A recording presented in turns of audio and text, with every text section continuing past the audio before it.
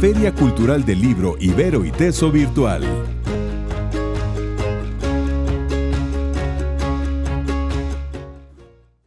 Mi nombre es Wilson Romero Alvarado.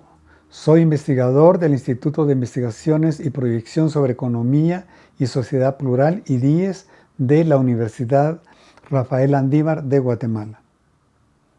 Deseamos agradecer a los organizadores de la Feria Cultural del Libro Ibero y Teso el habernos invitado a presentar el libro Territorios Funcionales Rural-Urbanos en Guatemala e Identificación y Caracterización Socioeconómica de Territorios Funcionales Urbanos-Rurales en El Salvador, de la editorial Carapares, Universidad Rafael Landívar de Guatemala.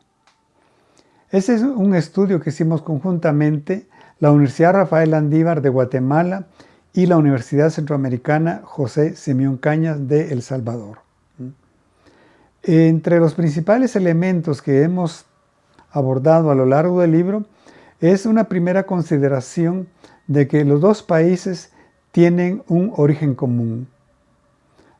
Empezando por la colonia, por los distintos modelos de desarrollo, hasta el modelo neoliberal que se implementó a finales del siglo pasado. Además, comparten aspectos políticos muy importantes, como el hecho de que ambos países tuvieron conflictos armados que concluyeron en acuerdos de paz. El Salvador lo hizo en 1992 y Guatemala firmó los acuerdos de paz en 1996. La estructura que sigue el documento es también hacer un abordaje teórico-conceptual donde se cuestiona la forma en que se utiliza el concepto rural y urbano. Pensamos que lo que quieren expresar ahora probablemente tenía validez a mediados del siglo pasado, cuando era muy clara la demarcación entre el territorio rural y la parte urbana, o, como se dice, el interior de los países. 50 años después han transcurrido muchos fenómenos económicos sociales que han hecho converger áreas muy importantes de lo rural y lo urbano. Insisto en el término "y" porque no estamos hablando de que es o rural, sino que esa convergencia ha ido creando dinámicas económicas y sociales y ha ido conformando identidades sociales propias. Por lo tanto, se considera que deben ser un objeto propio de estudio y eso fue lo que nosotros nos hemos centralizado. Posteriormente se hace una breve descripción de las características demográficas de ambos países y de su entorno natural. Se aborda también la parte económica, desde lo que es el crecimiento económico, el papel que han jugado las remesas tanto en El Salvador como en Guatemala, y así como otros temas relacionados con los mercados, en particular cómo se distribuyen las pequeñas y medianas y grandes empresas, tanto en las partes urbanas, semiurbanas y la parte rural. Lo mismo se trabajó en las agencias bancarias y así otras variables económicas para tener una descripción general de los dos países. Por experiencias pasadas y por otros estudios se consideró que era muy importante abrir un espacio para los mercados laborales, porque efectivamente se crean dinámicas propias, entre ellas, por ejemplo, que al haber ciudades pequeñas o medianas que están entre la parte rural y la parte urbana, se crean oportunidades para los productores rurales. También estas áreas semiurbanas o urbanas generan actividades de otro tipo, como serían los servicios, y eso permite que los hogares diversifiquen sus estrategias de ingresos. Por ejemplo, pueden cultivar la tierra, otros miembros de la familia pueden ser asalariados y otros miembros de la familia pueden tener negocios propios. Y por lo tanto hay una diversificación de fuentes de ingreso. Y obviamente también se analizó la parte social, lo que es el tema de la pobreza, el índice de desarrollo humano, lo que es las brechas de desigualdad medidos por el Gini. En esta breve presentación quisiera resaltar 3 aspectos que considero son un aporte de nuestro estudio. En primer lugar, el índice rural urbano. El índice rural urbano por municipio se construyó a partir de las siguientes variables: densidad de población, densidad de vivienda, uso urbano del suelo, porcentaje de población ocupada en la industria y la construcción. También se incluyó el porcentaje de población urbana que define el Instituto Nacional de Estadística de Guatemala. La representación gráfica de este índice ustedes lo pueden ver en el mapa siguiente. Pueden ver que en el lado izquierdo hay una barra que nos define los distintos niveles o grados de ruralidad y urbanización. Cada uno de los municipios tiene distinto grado de urbano o rural. Sin embargo, para facilidad de análisis lo hemos dividido en 4 gradientes. En primer lugar tenemos los municipios rurales, es decir, que la alta ruralidad es lo que predomina. Después tenemos los municipios con fuerte presencia rural, pero también con presencia urbana. Por eso los definimos municipios rural-urbanos. Después continúan aquellos municipios que ya tienen bastante urbanización, pero la ruralidad sigue siendo importante. Es decir, serían los municipios urbanos rurales, para concluir con los municipios urbanos. Ya en el análisis territorial, los 4 municipios que ustedes pueden ver en el mapa con color rojo son los que agrupamos bajo el concepto de área metropolitana. Otro elemento muy importante fue un aporte que se hizo desde El Salvador. Como todos conocemos, en nuestros países no existe un PIB territorial, departamental o municipal. Entonces fue necesario, en el caso de El Salvador, hacer una proxy a través de analizar el comportamiento y el consumo de la energía eléctrica y considerar que esto puede reflejar en una buena medida la actividad económica de los países. Y eso le permitió a El Salvador hacer algunas comparaciones muy interesantes entre el impacto que tiene la actividad económica sobre lo que sería el bienestar de los territorios. Como ustedes saben, en el caso de Guatemala y El Salvador no existe un PIB per cápita a nivel municipal. Esa es una enorme carencia. Sin embargo, los colegas de El Salvador hicieron un gran aporte al construir un indicador proxy del PIB per cápita municipal. Este índice o indicador se hizo a partir de datos oficiales de consumo de energía eléctrica. Como el índice del PIB es a nivel per cápita, eso permite hacer análisis mucho más detallados e incluso análisis econométrico como el que ustedes ven en la siguiente gráfica. Aquí se relaciona la pobreza y el nivel del PIB per cápita. Como ustedes pueden ver en los 4 cuadrantes que se mencionan o se pueden ver en la gráfica, hay una relación inversa. Es decir, que conforme aumenta el crecimiento económico, es decir, el PIB per cápita, tiende a disminuir la pobreza. Otro tercer elemento o tercer aporte es la propuesta de territorios. Como ustedes saben, el origen de los departamentos y de los municipios es histórico y en muchos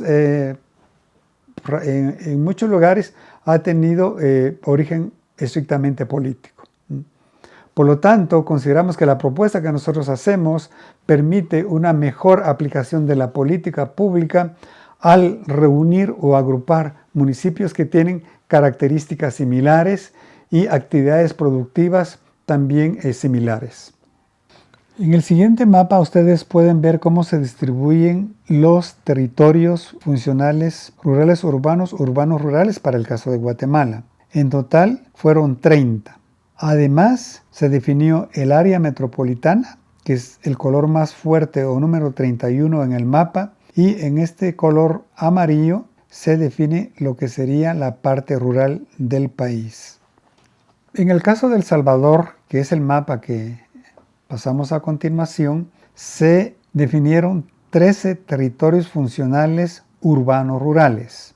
Aquí, por los niveles de urbanización que tiene El Salvador, no se consideró necesario hacer una segunda división de territorios urbanos. Por lo tanto, en El Salvador tenemos 3 niveles, lo que sería el área urbana, los territorios urbanos rurales y el área rural. Una pregunta central que estuvo a lo largo del estudio es el siguiente. ¿El crecimiento económico que se dio en El Salvador y Guatemala es incluyente o produce exclusión? ¿Podemos hablar de territorios que son incluyentes y territorios que son excluyentes?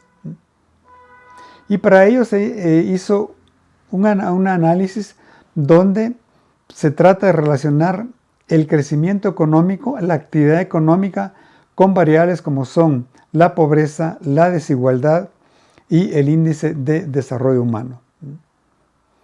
En el caso de El Salvador, uno puede considerar que sí existen brechas importantes entre la parte puramente metropolitana y la parte rural. Ahí se nota esa enorme diferencia. En cambio, en los territorios urbanos rurales, uno puede ver cierto acercamiento entre esos territorios y lo que sería la parte metropolitana. Aquí uno podría suponer o plantear la posibilidad de que se está expresando esa idea de que con el tiempo las economías tienden a equilibrarse y se da una convergencia entre los distintos territorios. Es más, en el caso de El Salvador, un hecho que nos pareció muy importante es que el crecimiento económico sí ha reducido la pobreza. No en los términos que se hubiera deseado, pero sí hay un impacto pequeño, pero un impacto positivo. Todo lo contrario es la situación de Guatemala, medido por distintos factores. Uno de ellos, por ejemplo, es la relación que hay entre el PIB y el crecimiento. Está la idea de que el crecimiento reduce la pobreza y eleva el bienestar. En Guatemala, ¿qué sucedió? Y quisiera recordar que es el único caso en América Latina entre el año 2000 y 2014. Hubo un crecimiento económico de 1.3 per cápita y 3.5% a nivel nacional. Sin embargo, Guatemala aumentó su pobreza. Actualmente, de cada 10 habitantes, 6 personas viven en condiciones de pobreza y 4 personas, o la cuarta parte más bien dicho, viven en condiciones de extrema pobreza. Es decir, que lo que uno encuentra en Guatemala es una brecha muy fuerte, ¿verdad?, tanto entre la parte metropolitana como entre la parte rural. Pero si analizamos también los territorios urbanos rurales, uno puede ver una brecha muy importante en relación a los 4 municipios que conforman el área metropolitana. De igual manera, uno puede ver una diferencia importante entre los territorios urbanos-rurales, los rurales urbanos, y no digamos con la parte estrictamente rural. Otro elemento que quisiéramos resaltar en el caso de Guatemala, porque refleja las grandes brechas y en un modelo económico excluyente, es la desnutrición. Ustedes pueden ver en el mapa que estamos presentando, si algo refleja la exclusión en Guatemala es el porcentaje de desnutrición existente en la niñez. Como se puede apreciar en el mapa, la parte más oscura representa aquellos municipios donde la desnutrición oscila entre el 39 y el 59%. Si consideramos que la Organización Mundial para la Salud considera como aceptable una desnutrición menor al 2.5%, en Guatemala es sumamente alto. Pero incluso en el área metropolitana, donde la desnutrición alcanza el 14%, supera el porcentaje definido por la Organización Mundial de la Salud. La disparidad también se puede ver al comparar el área metropolitana, como ya dijimos que es del 14%, con el territorio número 3, que corresponde a uno de los municipios de Alta Verapaz, donde la desnutrición alcanzó el nivel del 59%. Para hablar de... Bueno, fueron diversas las conclusiones, también hicimos recomendaciones, pero quisiéramos mencionar algunas. Primero, para la política pública, para superar las desigualdades y la pobreza, es muy importante trascender los promedios. Los promedios dan cuenta de la globalidad del país, pero no dan cuenta de las grandes brechas que existen entre un territorio y otro territorio. Incluso las grandes brechas que hay entre los distintos sectores de la población. Estamos hablando si es población indígena, población mestiza y ladina, entre los hombres y mujeres. Hay brechas que son muy importantes y que deben de ser superadas. Para ello también es necesario los datos, que fue una de las limitantes que se tuvo a la hora de hacer las descripciones y el análisis.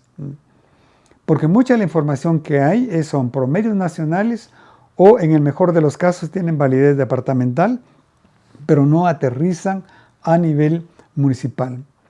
Otro problema es la distancia que hay entre una encuesta y otra. Solo para mencionar que el censo de población y vivienda en Guatemala del 2002 se pasó al 2018.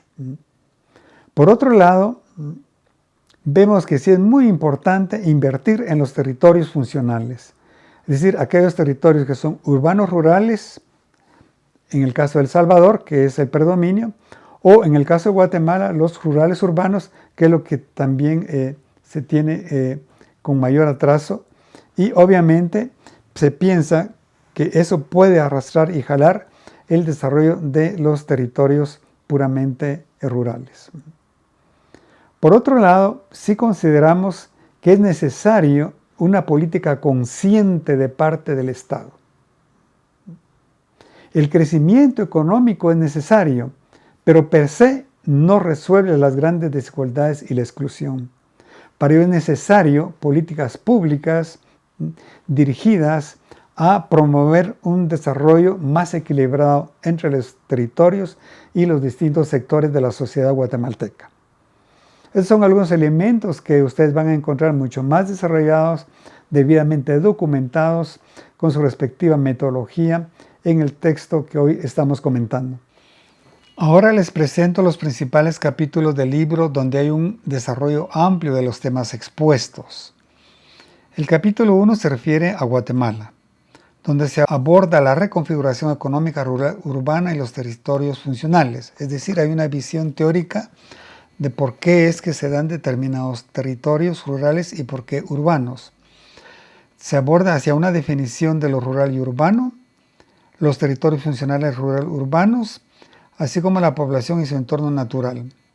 Sigue actividades socioeconómicas, el desempeño económico del país, las disparidades económico-sociales, el mercado laboral, desnutrición y desigualdad, y finalmente las conclusiones y recomendaciones. El capítulo 2 es referido a las dinámicas territoriales en El Salvador. Ellos también abordan un marco teórico, la parte metodológica, la naturaleza de los territorios funcionales urbanos-rurales, la importancia y caracterización de cada uno de ellos desde una perspectiva socioeconómica, la demografía, los mercados laborales, las economías de los territorios funcionales urbanos y rurales, así como los resultados de las dinámicas del crecimiento económico, desarrollo humano, la inclusión social y finalmente las conclusiones. Deseamos agradecer el auspicio del Centro Latinoamericano para el Desarrollo Rural, RIMISP, que dio apoyo financiero, asesoría y capacitación metodológica. Muchas gracias. Feria Cultural del Libro Ibero y Teso Virtual.